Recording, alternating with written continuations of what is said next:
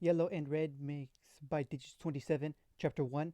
Naruto was running, and while this simple fact alone wasn't all that strange or uncommon, it was the reason for his running that was interesting. He ran a lot, whether it was because of training or because he was running from people annoyed by one of his frequent pranks. He was well known for his ability to run, except today that didn't seem to be helping him at all. He had once outrun a team of trained Ambu Black Ops specialists after he had placed itching powder on their ever present mask, but for some reason he couldn't shake the large mob of civilians on his tail. Maybe it was the fact that he was tired. It had been going on all day, and even for somebody like him with near inexhaustible stamina, that was difficult. Maybe it was because even when he rounded a corner, there would just be a whole new mob waiting for him, as if the entire population conspired against him to lead him into a trap. He wouldn't actually put this past them. Years and years of his own life had taught him as much. Naruto hadn't exactly led an easy life in the village hidden in the leaves.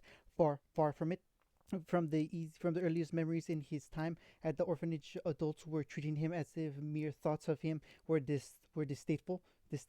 If he wasn't ignored, he was insulted. If he wasn't insulted, he was shouted at, and if he wasn't shouted at, he was beaten. Storekeepers threw him out of their shops, vendors refused to serve him their food, and people would kick him or throw things at him on a daily basis as if he were at best some kind of unwanted blight on their village. Today was October 10th, his birthday.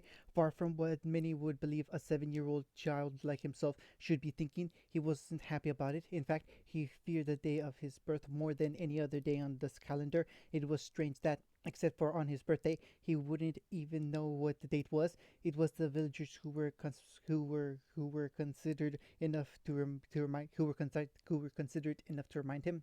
Everything would become worse for him. Instead of the occasional beatings when people came across him, or the general ignoring from his fellow villagers, the people would actually seek him out, hunting him down like a cornered fox. How ironic that very thought was, though he didn't know it. Apart from his birthday, October 10th was known throughout the village as a joyous occasion, the day when their beloved Yondaime Hokage destroyed the nine-tailed fox that would have razed the village to the ground otherwise.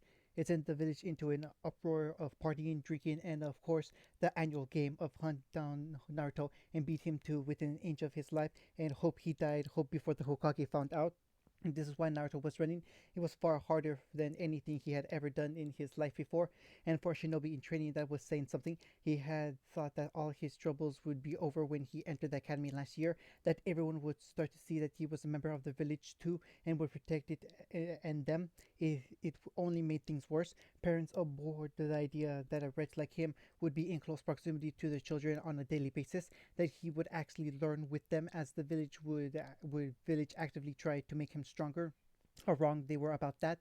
The senseis of the academy were no different than the rest of the village, always ignoring his questions, piling on the workload, and marking him down for no reason. He even got terrible grades for attendance despite the fact he never missed a day. He tried to rise to the challenge, to overcome every hardship they threw at him by learning and training in every free second that he had. This was difficult, especially when he was barred from even entering the library for fear that he may actually become more intelligent. He tried anything, throwing every last ounce of himself into his studies and training. It wasn't like he had friends to take up his time with anyway. The cold and hateful aura the adults always seemed to wear around him seemed to practically rub off on their children. They couldn't help but be influenced as they saw their parents and their teachers, the people they looked up to, shy away from the demon brat. They told them that he was trouble and to be stayed away from. Some were actively punished when they tried to befriend him, and some were rewarded when they were mean to him. Eventually, he got the message and isolated himself from the rest of his peers. He would never want anybody to punish him for that. He didn't show he didn't show this though. He would always wear that horrid mask of his ever present smile and cheerful demeanor. He was Naruto, the boy who never frowned, always happy, always smiling. He stopped crying to make friends, pretending that he didn't need them and was happy. It was a lie. In fact, the only glimmer of light in his entire life was the Hokage. The old man would come and visit him in his old rundown apartment and just talk to him. Naruto didn't really care if it was an act or out of guilt for the way Naruto was treated. For 1 hour every month, the Hokage would come over and treat him like an actual human being.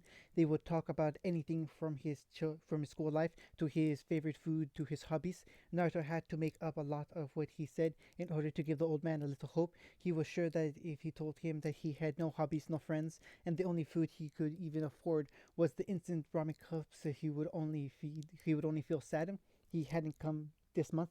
Naruto knew that Hokage was busy a lot. He did run an entire ninja village after all, but it was so unlike him to miss out on their monthly meeting.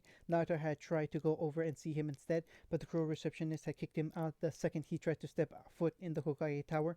It was becoming more and more difficult. He had to remind himself more and more often why he was trying so hard, why he trained day and night until his bones ached and his muscles tired. What frightened him to the core were the days that he couldn't think of an answer. He turned to another corner blindly, only to be met by the intimidating sight of four large men blocking the end of the narrow street, each armed with a vicious-looking implement.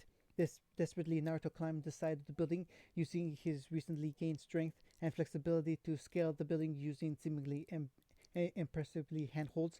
It took him a few seconds, but by the time a few people had caught up and were throwing rocks at him from below, one clipped his shoulder, drawing out a deep gash of blood and nearly causing him to lose his grip. He grabbed the ledge of the roof hurriedly and pulled himself up to lie on his back, panting as he caught his breath momentarily. It would only take a few minutes for his full energy to return to him, but he wasn't given such a respite as he heard the sounds of people shouting out far too close to him. The chase was on again as he jumped from rooftop to rooftop, dodging the hail of rocks the villagers continued to throw. Unconsciously, he was making his way towards the North City Gate. He realized this and diverted his path away. Last year, he had attempted to escape the village, and by extent, its angry inhabitants to only be stopped by the two Chunin that guarded it and held down as the villagers finally caught up. He wouldn't be making that mistake again. This year, he had tried to leave the day before and wait out the horrid day of the year, but only adults were allowed out the village without permission. He couldn't sneak out either. The walls were patrolled, and whilst he was a self-proclaimed master of stealth, that did not make him a match for any Chunin. It didn't help that he had a tendency towards gaudy, bright clothing. Most of the time, he stuck to his oversized white shirt with the village insignia printed on the front in white. Didn't help him blend into any shadows. It wasn't his fault that any other clothes were impossible to buy due to the shopkeepers charging him ridiculous amounts for even the clothes thought unfit for normal wear. So he knew how this day would end, the same way they always did. He would run away, eventually tire, and the villagers would find him before taking their turn kicking him and beating him until he had no tears left to cry, and there was no part of his skin left unbloodied or unbruised. Then he would drag himself back to his cold, dark apartment and lie awake until exhaustion and pain threw him viciously into unconsciousness. Each year, he would last a little longer as he grew faster and stronger, but in the end, it was only putting off the inevitable. Nobody could run forever, not even him. Eventually, he would trip or collapse from the strain, and the beating would begin. He would only hope that this year the people would show some restraint. It was a hope he had every year, and every year it was proved false as they would come at him like he were the most unholy of evils. This year was no different.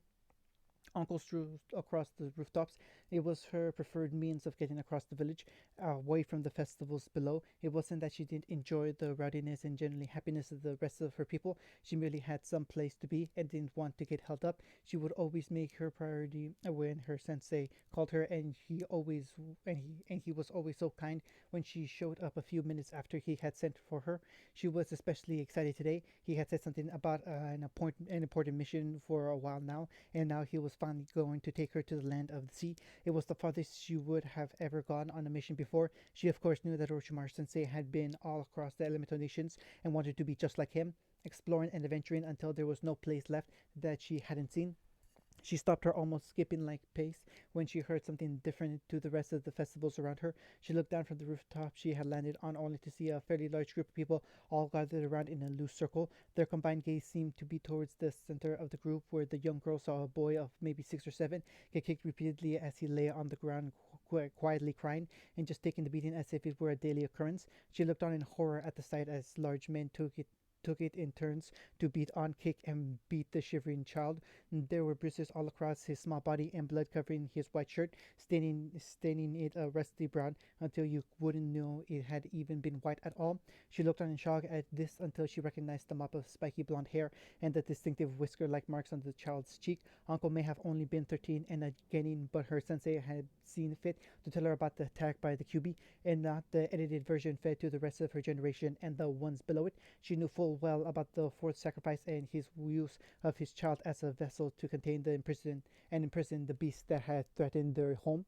He was a baby. He had no choice in the matter and had to actually bear the burden of a demon within his very soul. She should have been a hero, hailed as a savior like the Yondaime so often was. Instead, he was hunted down, called a monster and a demon, all without ever knowing why, but by people who apparently hated the QB more than they loved their Hokages. Anko had actually run into him before in better circumstances. She had been looking for a place to train while her sensei was out on a mission far too difficult for her. She understood this, of course. He was a Sanin, and the things he could do would ever cease to amaze and inspire her. She had come across a child in a clearing just outside the village where he was reading through scrolls and exercising his small body to the point of exhaustion. She had merely watched for a while, captivated by the sight, wondering why somebody so tormented and hated would try so very hard to become a ninja. To actually want to protect the people that so desperately wanted him gone or dead. Uncle just couldn't understand it. She had never approached him or talked with him. She didn't have the time with her training, but she had watched. It was almost hypnotic. He was so young, barely 5 years old. At that age, Uncle didn't even understand what the word shinobi meant. Yet here this boy was, adamant to be the best and train harder than anybody else. She had to run off and continue her own training before too long, but that image would stay with her a long time as a symbol of dedication and strength. Now here that same boy was, being beaten to within an inch of his life by the very same people he had unwittingly sacrificed so much to protect. It was enough to get the young Genin's blood boiling as her fist clenched. She was about to intervene despite her earlier thoughts about getting to her sensei as soon as possible when a squad of Ambu landed on the roof across the street from her. She sighed with relief and the recognizable troops were here to protect the village from threats both internal and external. That made it all the more unbelievable when the four masked men and women merely stood on the roof, apathetically watching the kid get beaten. Finally, when it seemed he really can't take any more and might actually die, they stepped in, jumping into the middle of the fray and dispersing the now large group of civilians. They may have hated Naruto, but they weren't going to mess with the stoic and powerful Ambu. They were in such a position for a reason. Uncle waited a few more moments to make sure Naruto was safe, but once more again appalled when the civilians were gone and the Ambu merely left, leaving a battered and obviously broken Naruto lying in the middle of the street, as if their sole responsibility had been merely to make sure he hadn't died. As long as he lived, they were under no obligation to lift a finger further. She jumped down when they were gone and ran over. For once, her sensei could be damned. She wasn't going to leave somebody in this condition, demon container or not. The small pool of blood around the young boy was sickening, and the state of his torn up body made her fear he actually was in fact dead. It was only when he released the pitiful and cringe-worthy moan that she sighed. He was severely injured, but he would survive. She picked him up very carefully, not really caring about the blood that got on her clothing, and walked off at a steady and even pace that wouldn't upset the boy's injuries anymore. She didn't really know where he lived, but when she placed him down a moment to ask, she was gladly told by a very excited young man who believed she was going over to thrash his apartment. She was disgusted by the encounter, but understood why he had been that way when she reached the address she had been told about. The boy's home, if you could call it that, was a hovel, barely livable for rats. Rubbish and litter was strewn everywhere. When she tried to light the light switch, nothing happened, and all the windows were smashed in. The rocks strewn across the floor telling her by what. It was the kind of place someone would overlive in if the only alternative was the cardboard box. She gently laid the boy on his bed, which was sturdy and had numerous holes where dangerous looking spring jutted out at odd angles. The whole place revolted her, and she looked sadly at the young kid who had lived with it. She hoped that he would see his dream fulfilled to become a shinobi, if only to start receiving some money to improve his living conditions. She looked at him one last time before heading out the window and sprinting off, determined to make up the lost time to get to her sensei. Naruto woke, as he always did this time of the year, with a loud and painful groan. He looked down across his body at the dried blood and ripped clothing. He already knew what he would find, but had to make sure anyways. Sure enough, there wasn't a scratch or mark on his person. His unusual fast healing had saved him from the inevitable scars that would appear from beating such as his. He sighed deeply before begrudgingly getting out of bed. He didn't know why everybody hated him, but the fact that he would heal from all their beatings practically overnight never seemed to help. In fact, they would only get angrier, whilst he still was in the dark as to why. He had recently read about something called the Kekigenkai and wondered if this was his. He sighed even more deeply as he would never find out. He was an orphan, so he couldn't ask his parents, and the Hokage was especially tight-lipped when he asked questions about them or his restrained stability. He warily dragged his feet across his floor, knocking aside the occasional discarded cup of instant ramen. As he did so, he may have the ability to heal his wounds quickly, but that didn't get rid of the pain or the memories, and he winced as he looked down at his stomach, where he knew there should be a long, nasty gash from a sharp pipe. He dragged himself into the shower and stood under the freezing water until the last of the dry blood was washed out away into the drain. If it wasn't for the water streaming across his body, somebody might have seen that he was crying, the tears flowing seemingly with the frigid water. He got out of the shower and dried himself, not bothering to even attempt combing his unruly hair down. He threw on the last white shirt he still owned and a pair of oval shorts before moving tiredly out into the main area of his home. He was too tired and in pain to really notice before, so he decided to check on the damage this year. The windows were all smashed in, letting the chilly morning air in the small apartment. Graffiti covered the walls, some of it new, but the majority of it old. The carpet and the wallpaper was even more ripped, but then but, but ripped up than usual, with what even appeared to be a kunai driven into the wall. He was going to get hell from his landlord for this, despite other people actually destroying the apartment. He always got the blame, usually in the form of raised rent above the already extortionate price. He sank into his lumpy and old couch, the new tears already streaming down his face. He had pulled the kunai out of the wall and was now sad looking at it intently, some of his own tears slashing across the dulled metal. He considered the weapon a moment. How easy it would be to simply take the sharpened piece of steel and slide it across his own throat. It would end his suffering, end his pain once and for all, and he may even see his parents. Ex- Expertly, he raised the knife to his neck, the gleaming blade nicking his skin and drawing a small trickle of bright crimson blood from the tiny cut that had already begun to heal. Tears continued to stream down his face as he slowly pulled the blade across his flesh. However, before he could make contact, he dropped the knife and clutched his temple in pain as a loud voice echoed out seemingly from inside his own head. I can't let you do that, kid. I think it's time we talked. Before Naruto even fully understood what was going on, he felt himself falling. He felt through his slowly dulled senses that his body had hit the floor of his apartment, but his mind was already far away from that, tumbling through his own subconscious. It was incredibly strange to wake up, knowing that moments ago you already had been wide awake. He rolled over, his mind still buzzing from trying to puzzle out that particular piece of information.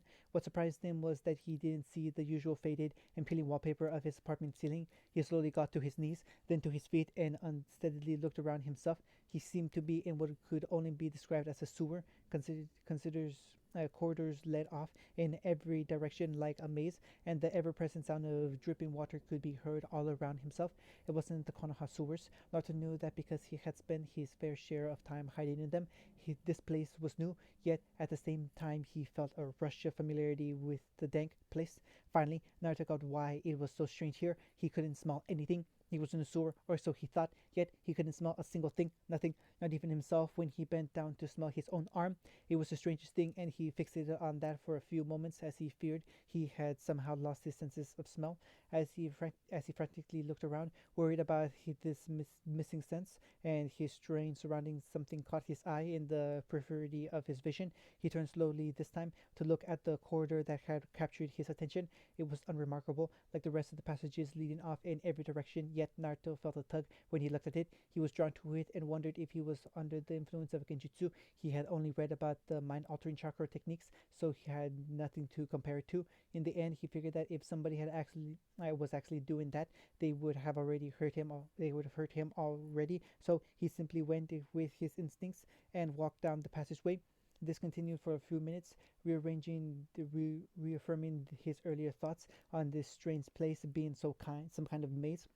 It was positively it was positively labyrinth, and Naruto found himself weaving through corridors after corridor, still following this strange urge to walk through specific pathways. Finally, when he was beginning to get agitated and somewhat annoyed, he reached an opening to a room, not just another corridor, and cautiously walked inside.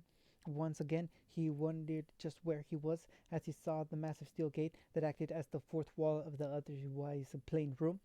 There didn't seem to be anything behind it. The corridor stretched off in every direction despite the light in the room. He looked around, finally realizing there was light here, despite there being no source. He shrugged it off. The place was strange enough as it was. One more particularly that didn't make much of a difference.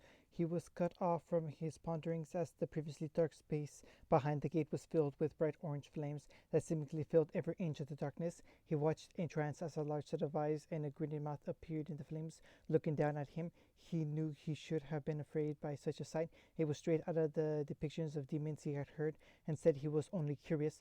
What was the demon doing here? Why was it behind bars? Why was he drawn to it in the first place? And of course, the same one that had plagued him since waking up. What is this place? Impressive, Kit. Not many can stand before him without trembling in terror, yet you stand unfazed. The loud, androgynous voice boomed around the room, and somehow inside Naruto's head as well. Who are you? The large face that lacked any distinguishing features except the eyes and grinning mouth lowered itself until the mouth was practically on the floor, if the strange space behind the gate even had a floor. I am the Kibu no Yoko, or in your tongue, the Nile-tailed fox. Naruto stared back at him blankly at the massive creatures as the and the massive creature's side. One of the Biju. Naruto only continued to stare at it, uncomprehending. Once again, its side, the wind it generated whipping around the room. You know of what you humans call the Yondam Hokage? Naruto nodded slowly. Everybody in the Leaf Village knew of him. He was a hero and supposedly the most powerful ninja ever to be born in Konoha. He sealed me inside of you on the day you were born in order to contain my power. QB conveniently left out the fact that it was on a rampage at the time, and it figured it wasn't its fault, so thought it wasn't worth mentioning. Are you the reason why I heal so quickly? That surprised the QB. It expected the boy to be more curious about the ceiling or the reasons behind it. Yes, that is a side effect of my power contained within your immortal body. Nato looked wary at the ground and gave a sigh of his own, although against one of the great demons behind him, it was barely a whisper in the wind. Could you stop it? The question took the QB off guard. He had been held by human containers before. This child, yet none of them had ever rebuked the powers it gave them. Why? Why would you not want to heal away your injuries as fast as possible? QB may have been a demon, and as such as known for his age, wisdom, and deceit, but this lone human being, barely a speck of the tapestry of time, had managed to pique its curiosity. Naruto still had his head tilted down, and with its superior sight, the massive demon could easily see the small droplets falling from the boy's eyes. Suddenly, that same tear-stained face shut up and looked at the creature, and with a whisper spoke out, "Because I want to die." The demon narrowed its eyes. It was so unlike its container to give up. QB may have disposed the boy at first because it was forced to endure his pathetic human life, but nobody could live as long as it had without coming to appreciate those who tried and never gave up, even against impossible odds. For it to see such a person finally reach the end of their tether was not saddening. A demon would never admit to such a pitiful emotion, but disillusioning. Suddenly, the demon's great visage shrank down and its features grew more distinct, its face actually taking shape. Soon, it was a fox about the size of a Rottweiler, with deep orange fur dappled with black in the appropriate places. 9 elegant and swishing tails flowed out behind its body, flicking to and fro as if each had its own mind. Naruto watched curiously as the small fox licked out from behind the bars, and as it did so, glowing threads seemed to wrap around its neck, pulsating with a calming blue light. Tell me why you wish to die, human. The voice had lost its androgynous quality, becoming vastly more feminine and soft, yet not losing any of the power it held behind the words. You're a girl? The QB rolled her eyes at the question. With everything going on, this child was curious about her gender. What does that change? Naruto shrugged, nodding slowly at the fox's logic. Now, tell me why you wish to die. She was more. She was much more insistent with the question than before. Still curious about the boy's motives, she gracefully walked over to him and sat just in front of him with her head cocked slightly to the side. Nada sat down, uncaring of the damp floor beneath him, and wrapped his knees up in his arms. I've had enough. I can't take it anymore. The hate, the pain, the loneliness. QB considered him for a moment, its head cocking in the other direction. And what makes you believe that taking your own life is the answer? It wasn't said mockingly or tauntingly, or even said as an accusation. It was merely a question bred from genuine curiosity. For a creature that is technically immortal, death was an even greater mystery to hear then it was to immortal it was to her, then it was to humanity. Naruto was put off by the seemingly innocent question about such a topic that it could be said so nonchalantly was strange. I don't know, but I don't want to, but I won't have to feel pain anymore, and I might get to see my parents. Yubi nodded slightly, satisfied by the honest answer. It took courage to admit that you didn't know why you were doing something. Of course, she knew that even if there was an afterlife, the boy would never see his father. Having used the Reaper Death Seal to bind her into his son cemented his fate as Shinigami's plaything. She sighed. Of all the humans she had known, Minato Namikaze had actually proved to be a worthy foe, and having been sealed in his wife for a number of years, some of her love for him was bound to leak through. So, to get away from what your village does to you, that is the reason you wish to be rid of your pain? Naruto nodded. Then why not simply leave? Naruto looked at the large fox as if he were about to retort angrily, but before he could, the words died on his lips, and and he hung his head in shame. I don't know. It was an honest answer, and he genuinely didn't know. He had asked himself the same thing for many years now. However, the thought of actually leaving the village never crossed his mind. Wouldn't that make me a coward? Phoebe huffed, a sound that was almost comical from a demonic fox, but it was filled with contempt, not aimed at him, however. Leaving behind undeserved pain and suffering to find happiness and acceptance, that is cowardice. What a filthy and stupid concept. It was blunt and direct, but it made Naruto consider the proposal even further. How would I even leave? Where would I go? Yubi smiled conspiratedly, glad the boy was actually considering her offer. Far too long she had endured the second-hand pain from the villagers' beatings on her container. He was technically her mortal form, and his experience were hers by proxy. Don't worry, kid. That's the easy part. End of chapter 1.